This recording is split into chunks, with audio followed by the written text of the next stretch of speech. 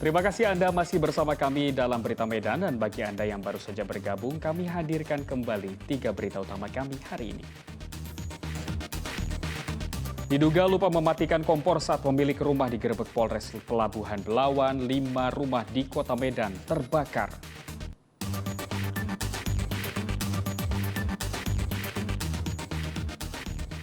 Video seorang juru parkir di Kota Binjai maki-maki seorang pengendara mobil viral di media sosial.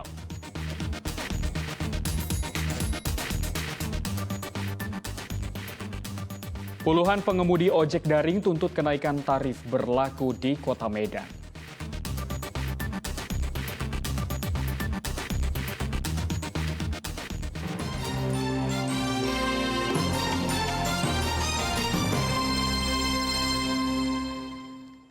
Puluhan pengemudi ojek daring berunjuk rasa di depan kantor Wali Kota Medan. Mereka menuntut kenaikan tarif ojek daring juga diberlakukan di Kota Medan.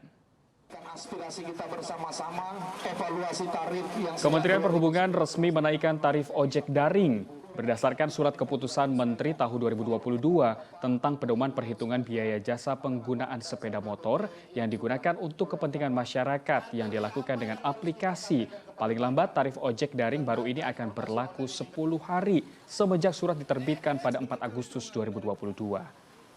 Gabungan Aksi Roda 2 atau Garda Region Sumatera Utara menuntut kenaikan tarif tidak hanya di Jabodetabek dan meminta pemerintah kota segera menertibkan transportasi daring yang tidak mempunyai kantor cabang.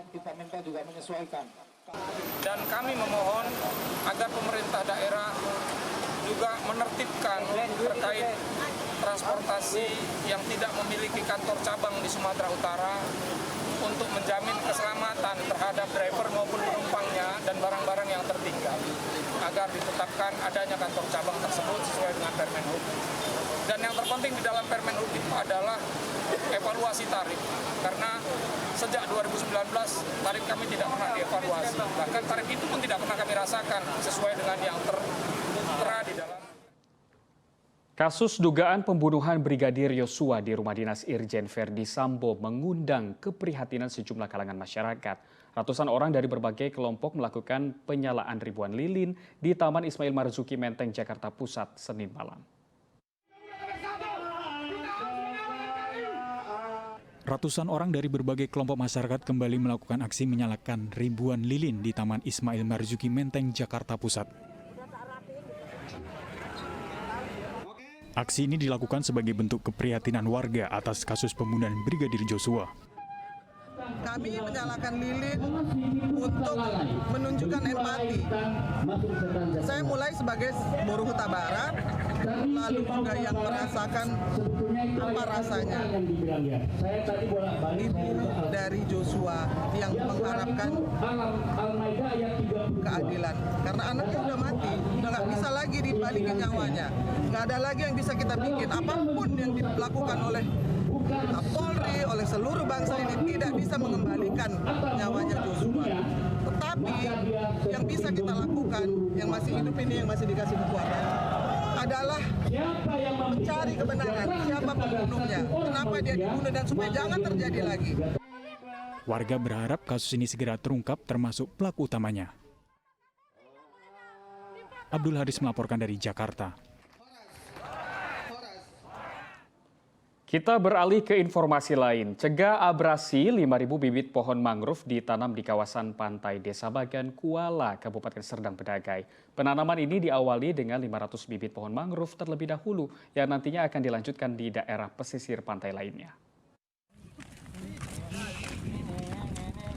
Seratusan mahasiswa yang tergabung dari mahasiswa Universitas Negeri Medan dan Universitas Islam Negeri Sumatera Utara menggelar penanaman bibit pohon mangrove di kawasan bibir pantai Desa Bagan Kuala, Kecamatan Tanjung Beringin, Kabupaten Serdang Bedagai.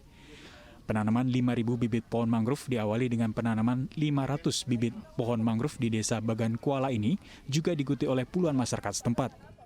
Jadi kami di desa ini menanam pohon mangrove beserta juga dengan perangkat desa yang ada di sini. Kurang lebih tadi kami sudah menanam sekitar 500-an pohon. Totalnya Bang yang akan ditanam berapa banyak Bang? Yang saya ketahui mungkin sekitar ada 5.000 pohon yang akan ditanam. Itu di daerah mana aja? Dusun 1 atau dusun mana yang daerah? Yang akan ditanam itu ada berada di Dusun 1 dan Dusun 2 juga akan segera dilakukan. Kepala Desa Bagan Kuala, Kecamatan Tanjung Beringin menyebutkan lahan yang berpotensi abrasi di wilayahnya saat ini seluas 200 hektar. Sehingga dengan penanaman pohon mangrove ini diharapkan bisa mencegah abrasi.